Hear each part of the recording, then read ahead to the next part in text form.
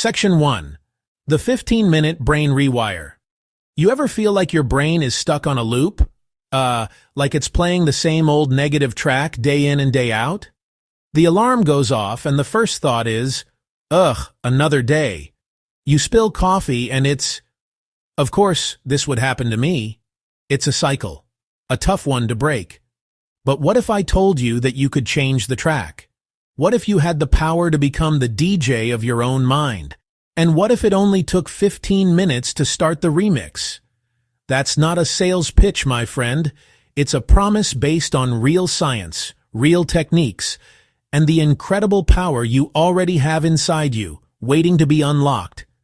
This isn't about pretending problems don't exist. This isn't about slapping a fake smile on your face and saying everything is fine when it's not. No, no, no.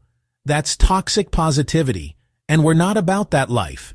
This is about building a mental toolkit, a powerful set of tools that help you see the good without ignoring the bad. It's about training your brain, much like you train your muscles at the gym, to find strength, resilience, and yes, genuine, authentic happiness. We're going to rewire those old circuits and build new pathways. Ones that lead to a stronger, more optimistic you, ready to handle whatever life throws your way with a steady hand and a clear mind. Over the next few minutes, we're going on a journey, a fast-paced, high-energy speed run to a better mindset. I'm going to share practical tools you can use today, right now. We're talking about simple, effective mental exercises that can shift your entire perspective before you've even finished your morning brew. We will break down the science of how your brain works in a way that's easy to understand. No complicated jargon, just straight talk. You will learn how small, almost effortless shifts in your thinking can create massive changes in your daily experience, turning moments of frustration into opportunities for growth and finding joy in the small stuff. Forget everything you think you know about positivity. This isn't a lecture, it's a training session, an interactive experience designed to give you maximum impact in minimum time. We'll move fast, but we'll also slow it down for the important stuff. You'll see it in the edits, you'll feel it in the rhythm, and you'll read it in the words on your screen. This video is structured to hold your attention and deliver value with every single second. By the end of our 15 minutes together, you won't just know about positivity. You will have already started practicing it. You'll walk away with a foundation you can build on every single day. Section 2. Your personal positivity speed run. So, what's the game plan? How are we going to achieve this mental makeover in just 15 minutes? It's simple. We're going to follow a proven strategy: hook, value, boost. First, we hook you with the big idea, the possibility of real change. Then, we dive into the value, the how-to, the nuts and bolts of building a positive mindset, myths that hold you back, daily habits that push you forward. Think of it as your personal instruction manual for your brain. This is where the real work begins, redefining what positivity means. It's not about being happy all the time. It's about being resilient. It's about your bounce-back game. We'll explore the simple psychology, why our brains cling to negative thoughts. It's a survival thing, and we can gently guide it in a new direction. I'll walk you through quick mental exercises you can do anywhere, anytime. Stuck in traffic? There's an exercise for that. Waiting in line for coffee? There's an exercise for that too. These are micro habits that add up to macro changes, creating a powerful ripple effect across your life. Next, we get into the daily grind, the small, consistent actions that build a fortress of positivity around you. Craft a morning routine that sets you up for a win, the game-changing power of gratitude, and how to practice it. Curate your social media feed, curate your news intake to protect your peace of mind. It's about being intentional, choosing what you allow into your mental space. You are the gatekeeper of your own mind. Stand guard, only let the good stuff in. This is where you take control. Finally, we'll tackle the tough stuff. Life isn't always sunshine and rainbows. What happens when you have a bad day? What happens when you face a major setback? We'll equip you with powerful tools for emotional first aid. Navigate difficult conversations. Manage stress. Find your footing when you feel like you're slipping. This isn't about avoiding storms. It's about being the calm in the center of them. By the end, a complete, well-rounded strategy. Find positivity. Build it. Sustain it. Use it to become the strongest version of yourself. Table of Contents. Part 2, Act 1, The Mindset of Positivity. Section 1, What Positivity Is and What It Ain't. Section 2, Your Brain's Default Setting. Section 3, The 5-Minute Mental Flip. Section 1, What Positivity Is and What It Ain't. All right, let's get one thing straight, right from the jump. When I say positivity, I'm not talking about some fairy tale world where nothing ever goes wrong. Real life is messy. Your boss is on your case. Your car won't start. Your favorite team loses in the final seconds. Positivity isn't about ignoring those facts. It's not about putting on a fake smile and telling everyone, "I'm fine," when you're screaming on the inside. That's called denial, and it's a one-way ticket to burnout. We're not building a flimsy mask. We're forging a shield. So what is it then? True positivity is about acknowledging the whole picture, the good and the bad, and choosing where you put your focus and energy. It's the ability to look at a challenge and see an opportunity. It's the strength to face a setback without letting it define your entire day or your entire life. Think of it like this. Two people can be stuck in the same traffic jam. One person is fuming, honking their horn, blood pressure rising. The other person sees it as a few extra minutes to listen to their favorite podcast or call a friend. The situation is the same. The mindset is what makes all the difference. Let's bust a major myth. The idea that positive people are just born that way. That's a lie we tell ourselves that keeps us stuck. Positivity is not a personality trait you either have or you don't. It is a skill. It's a mental muscle. And just like any muscle, it gets stronger the more you work it. Nobody walks into a gym for the first time and benches 300 pounds. You start with the bar. You focus on your form. You stay consistent. It's the same with your mind. You start small, with simple exercises, and you build up your mental strength over time. This is about training, not wishing. This is what we call realistic optimism. It's not about believing that nothing bad will ever happen. It's about believing in your ability to handle it when it does. It's the quiet confidence that says, "This is tough, but I am tougher." It's understanding that you have the tools, the resilience, and the inner power to navigate the storms. It's the difference between being a leaf blown around by the wind and being a tree that bends but doesn't break. That is the mindset we're here to build today. A mindset that is flexible, durable, and authentically you. It's a superpower, and it's already within your reach. Section 2. Your brain's default setting. Ever wonder why it's so easy to spiral into negative thoughts? One small thing goes wrong, and suddenly your whole day is ruined. There's a scientific reason for that.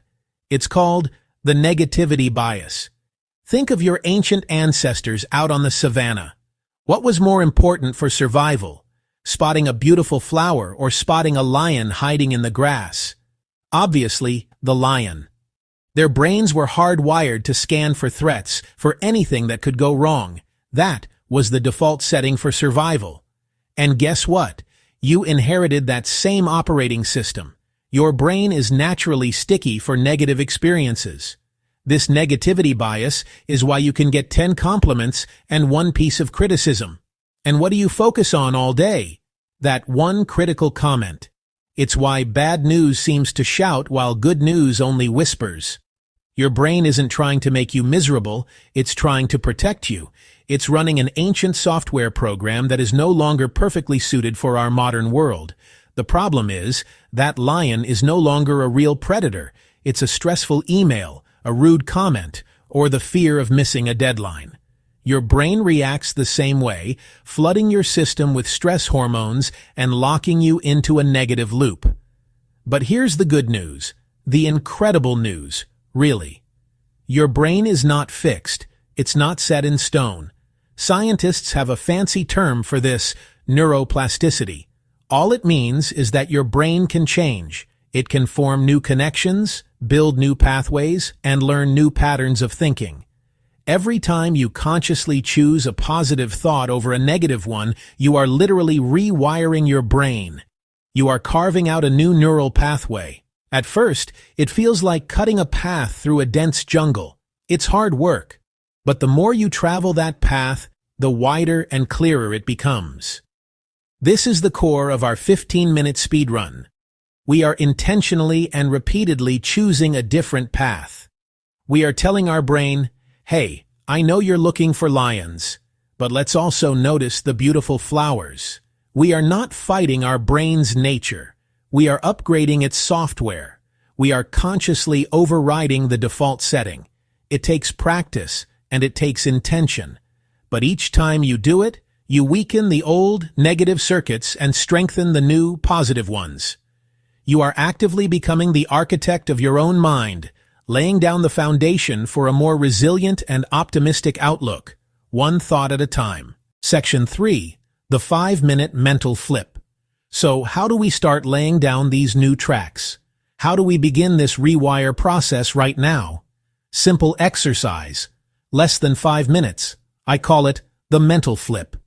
Start your day with intention. Shift from negative scan to conscious positive focus. You can do this before you even get out of bed, before you check your phone, before the world has a chance to throw its chaos at you. Claim the first few moments of your day. Here's how it works. The moment you wake up, your brain starts its routine, thinking about the long day ahead, tasks you have to do, problems you need to solve. That's negativity bias. Don't fight it. Just notice it. Perform the mental flip. Find 3 specific things you're grateful for. And I mean specific. Not, I'm grateful for my family. Go deeper. I'm grateful for the way my daughter laughed at my bad joke yesterday. Not, I'm grateful for my home. I'm grateful for the warm comfort of my bed right now. Specificity is key. It forces your brain past generic autopilot. It's a mental treasure hunt. Bring each positive memory to mind. Hold it for about 15 seconds. Really feel it. Let gratitude wash over you. You're activating reward centers in your brain. You're giving yourself a little hit of dopamine. You're giving yourself a little hit of serotonin, the brain's natural feel-good chemical. You're proving there are good things to focus on. Do this every morning. 3 specific things. That's it. It may feel small. It may feel a little silly at first. But it's revolutionary. You're beginning your day with a deliberate act of positivity. You're taking the controls back from your brain's anxious pilot. This 5-minute practice is the first step to a new default, the first rep in your mental workout, the start of a ripple effect that can change your day and your life. It's proof you have the power to change your mind. Section 1. Craft your morning. The gratitude grind. All right. We've started the day with the 5-minute mental flip. That's our opening move. That's how we seize control first thing. But to build a fortress of positivity, we need more than one play. We need a game plan for the whole day. Small, repeatable habits that become second nature. These are the daily reps that strengthen your positivity muscle. Your morning is the launch pad for your day. Stumble out of bed into chaos. Or build a launch sequence that guarantees a better trajectory. The choice is yours, every single day. One powerful habit, the gratitude grind. Take that initial flip and expand it. Find a simple notebook or use an app on your phone. Take 2 minutes to write 3 specific things you're grateful for. The act of physically writing them makes them more real. 1. The quiet street before sunrise. 2. The first sip of hot coffee.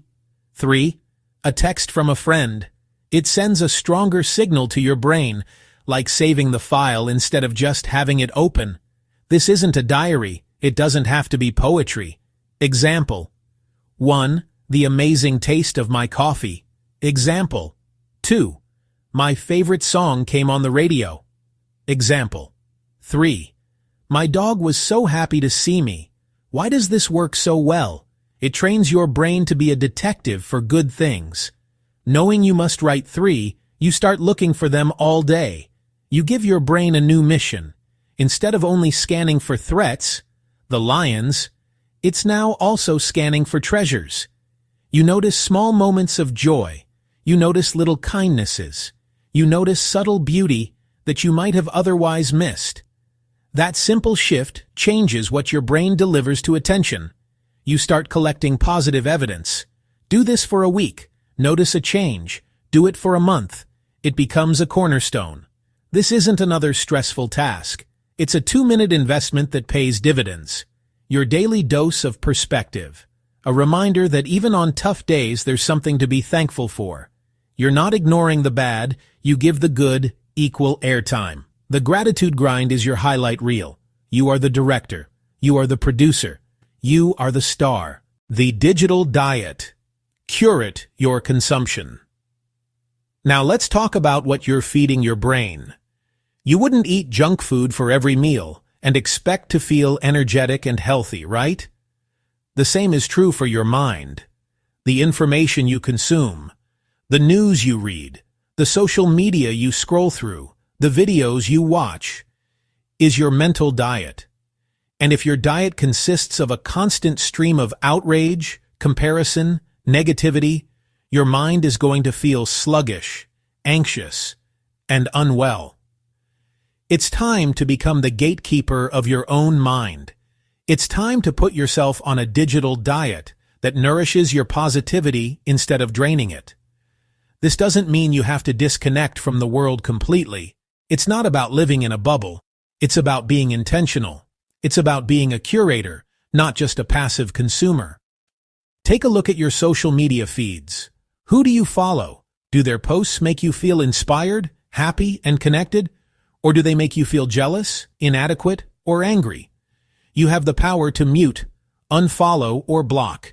It's not rude. It's self-preservation. Start following accounts that post uplifting content, beautiful art, funny videos, or educational material that genuinely interests you. Actively design a feed that makes you feel good. The same principle applies to your news intake. Staying informed is important, but drowning in a 24/7 cycle of bad news is a recipe for anxiety and hopelessness. Try this micro-habit. Instead of checking the news constantly throughout the day, designate 1 or 2 specific times to catch up. Maybe it's 10 minutes in the morning and 10 minutes in the evening. This prevents the constant drip of negativity from hijacking your emotional state. You're still informed, but you're in control of the timing and the dosage. You're treating the news like a tool, not letting it become a tyrant that rules your mood. This is a powerful act of defiance against the algorithms that are designed to keep you hooked on outrage. You are taking back your attention. You are deciding what deserves a place in your mental space. Your attention is your most valuable currency. Don't give it away for free to things that bring you down. By curating your digital diet, you create a mental environment where positivity can actually grow. You're clearing out the weeds so that the flowers have room to bloom. It's a simple, daily habit that protects your peace and strengthens your resilience in a noisy world. Section 3. Move your mood.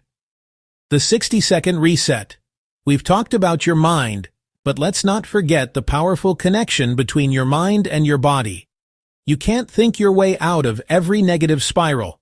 Sometimes, the fastest way to change how you feel is to change what you're doing physically. Your posture, your breathing, and your movement all send powerful signals back to your brain. If you're slumped over your desk, taking shallow breaths and feeling stuck, your brain gets the message. Things are bad.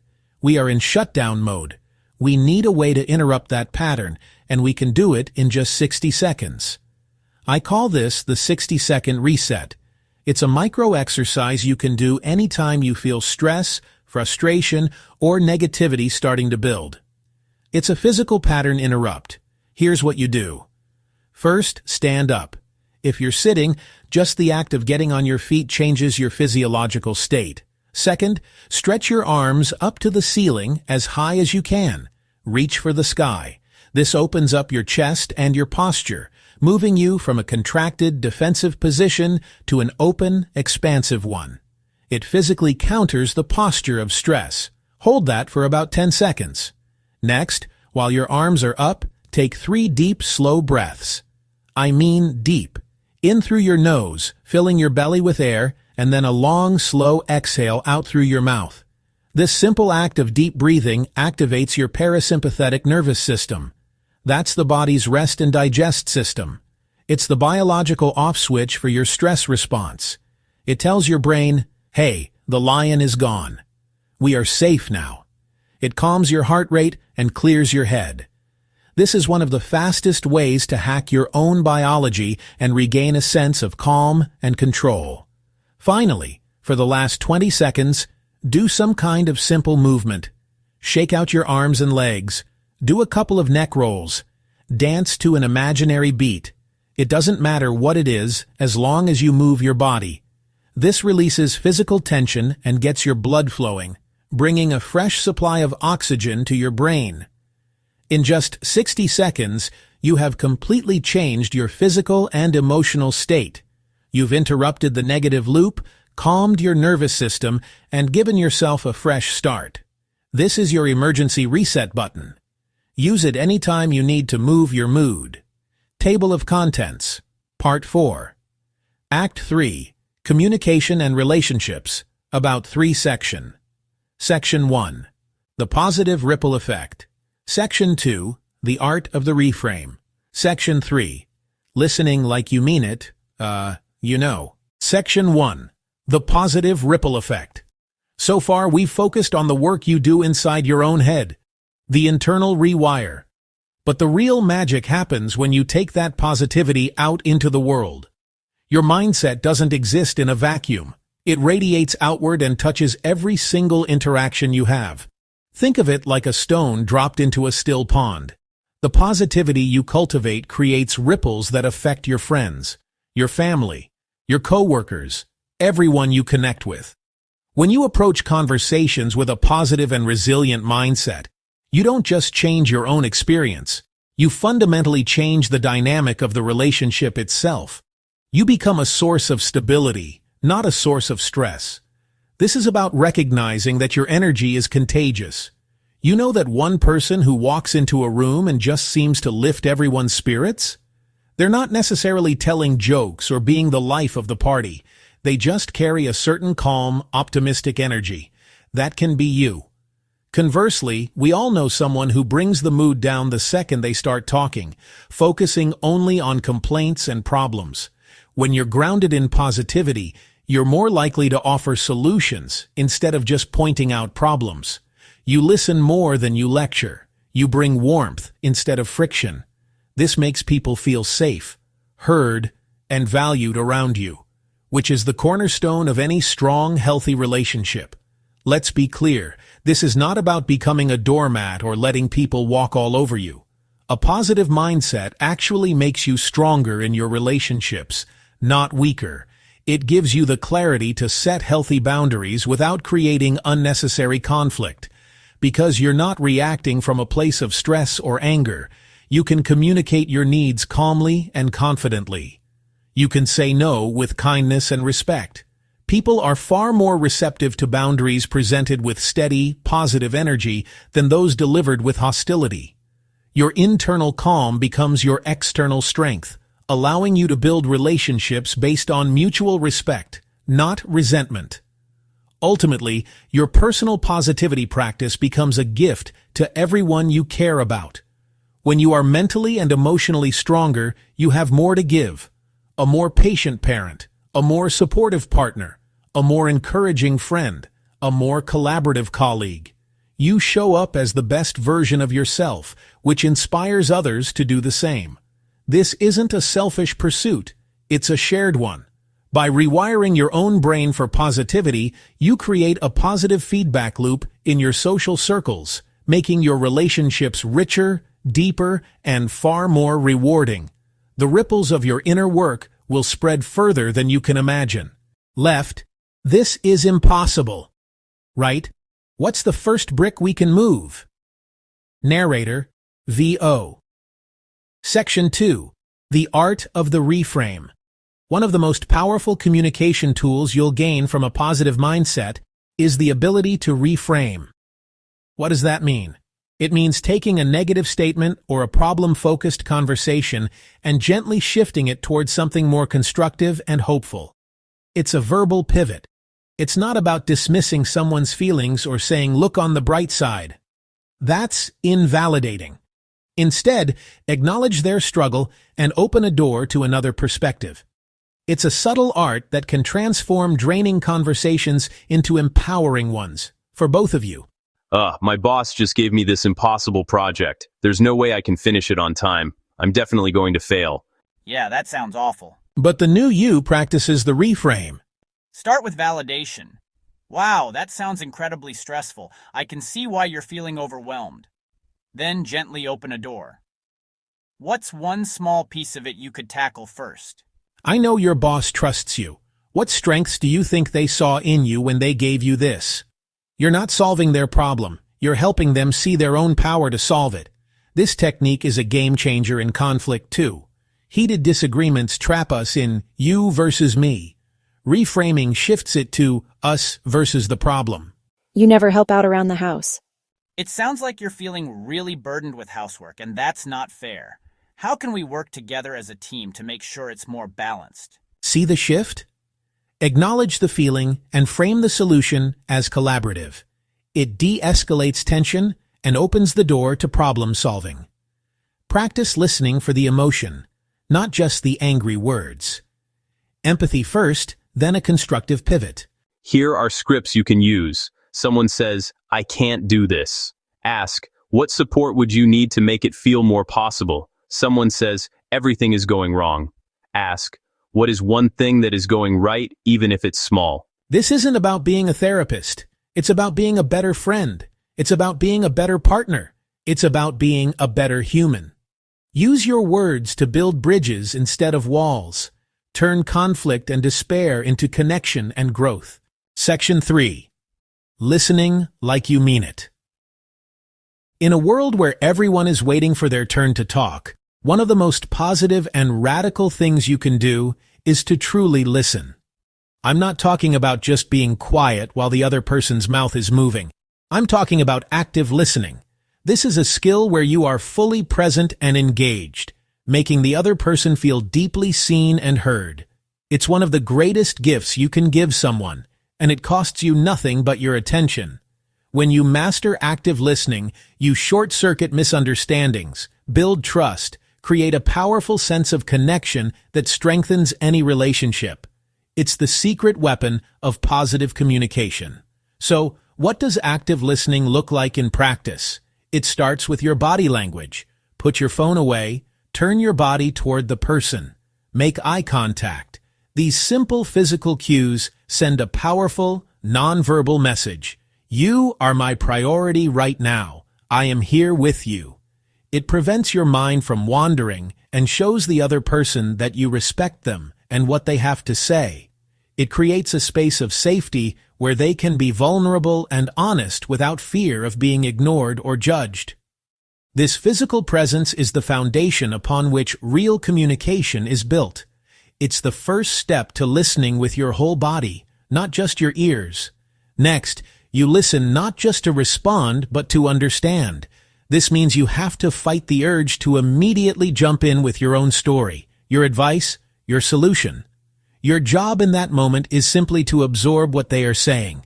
A powerful technique here is to use small verbal cues to show you're engaged, like, I see, go on. These little prompts encourage the person to continue and show them you're following along. When they pause, you can use a technique called reflective listening. This is where you paraphrase what you heard back to them. Something like, "So, if I'm hearing you correctly, you're feeling frustrated because you feel like your hard work isn't being recognized." This reflective step is pure gold. First, it confirms that you understood them correctly, preventing misinterpretations.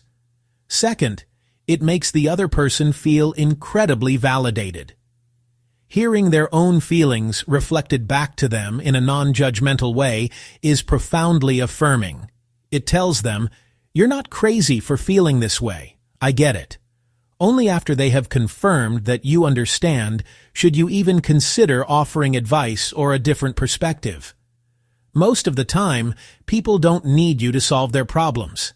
They just need a safe space to process them out loud. By listening like you mean it, you provide that space, strengthening your bond in the process. Section 1. When the positive vibe fades. Let's get real for a minute. There will be days when all this positivity stuff feels impossible. You'll have a day where you get bad news, a day where you feel completely drained, a day where that old negative track starts playing on full blast. You can't seem to find the remote to change it.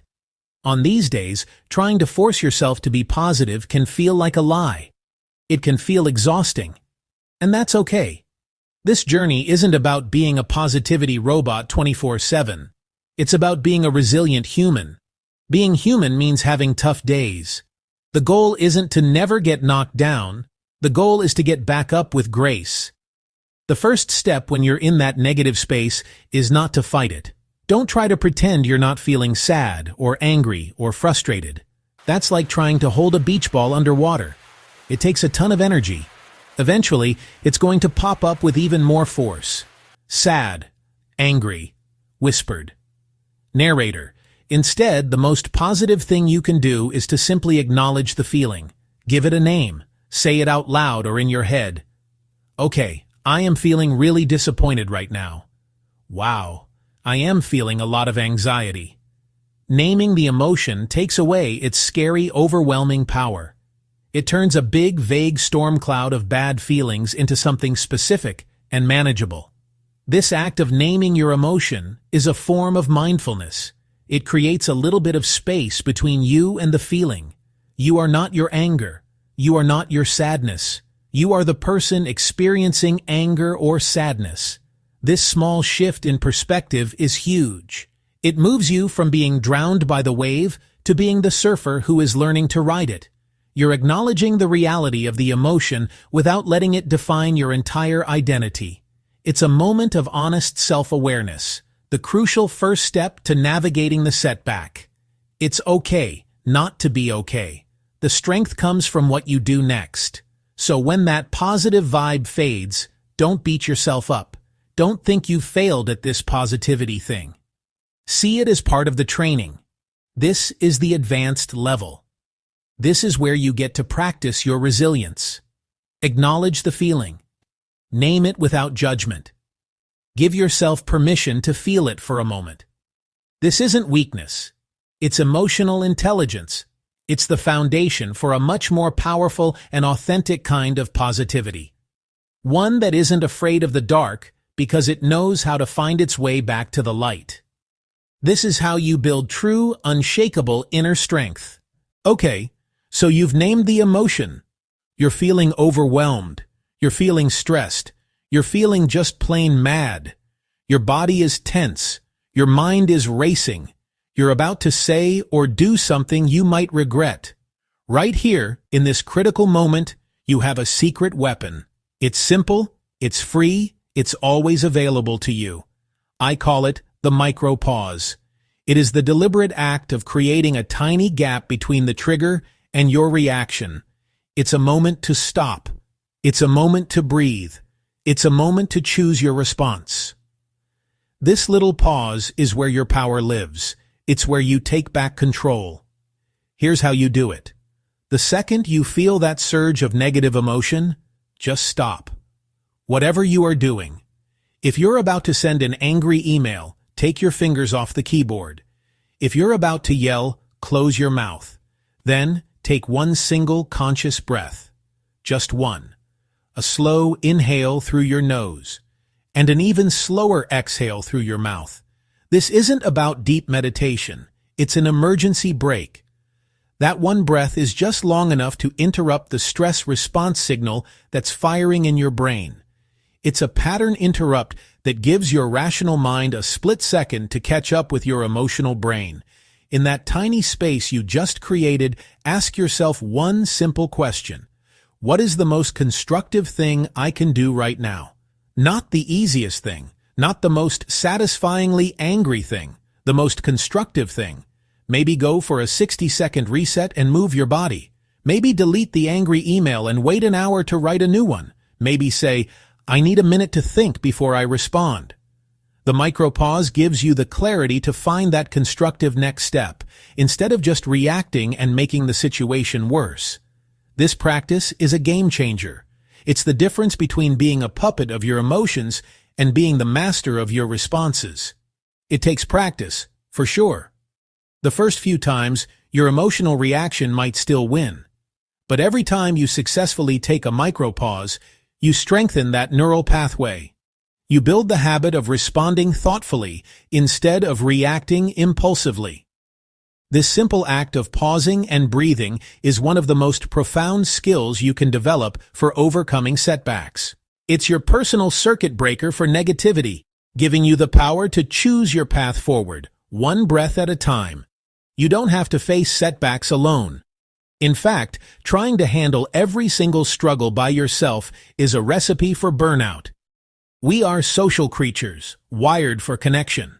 One key to resilience is knowing when to seek support. It's about building what I call your bounce-back crew. This is your personal team of trusted friends, family members, mentors. These are people you can turn to when things get tough. They listen without judgment. They offer perspective. They remind you of your strength when you've forgotten it. Seeking support isn't a sign of weakness.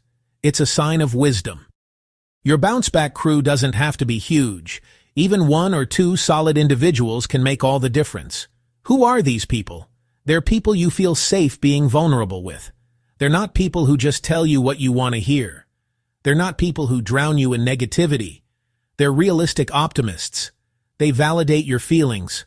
Wow, that really stinks. But they won't let you stay stuck. They'll help you find a constructive next step. How do you cultivate this crew? Start by being that person for others.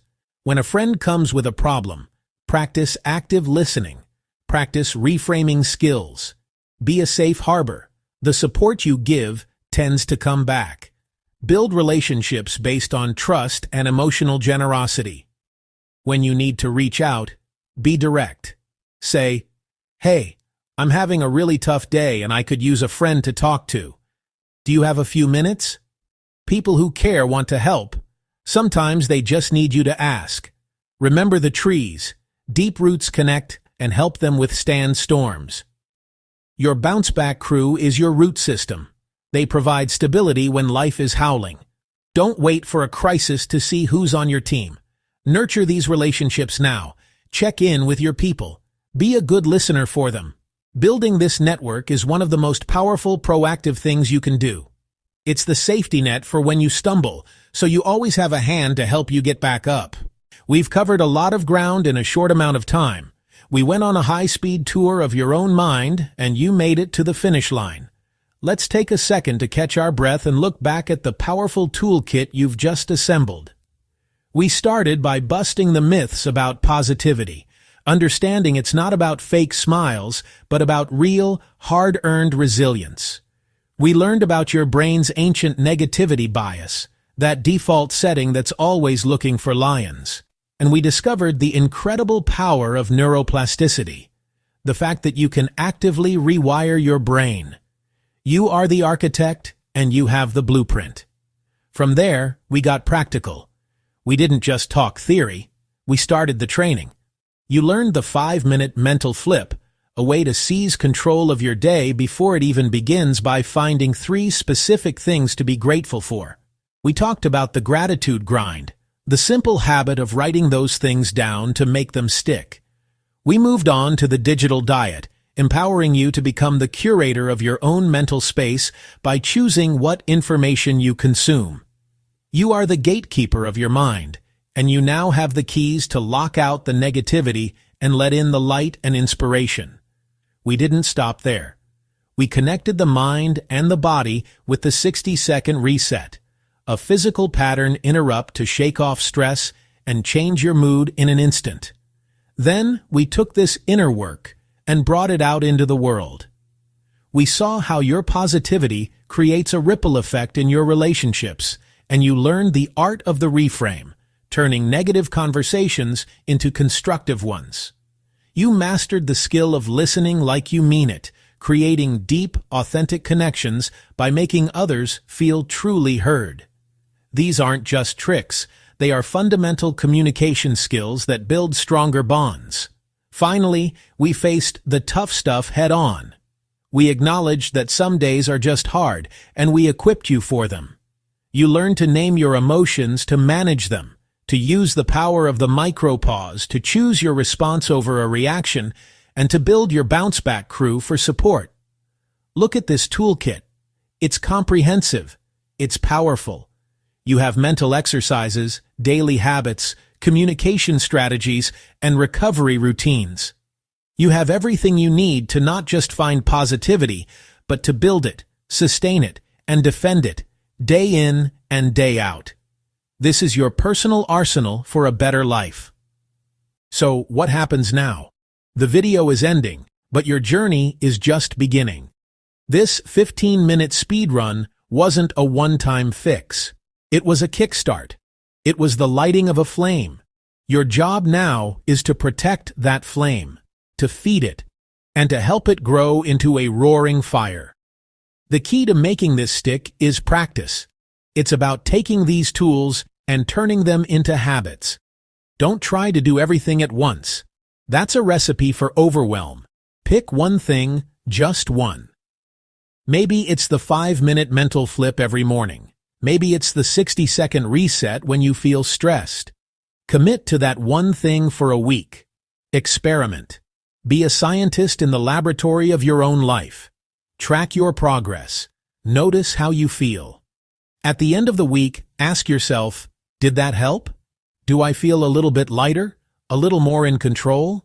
If it worked, keep doing it. Maybe add another tool to your belt for the next week. If it didn't feel right, try a different one. This is your personal journey, and you get to customize it. The goal is not perfection. The goal is progress. It's about taking small, consistent steps in the right direction.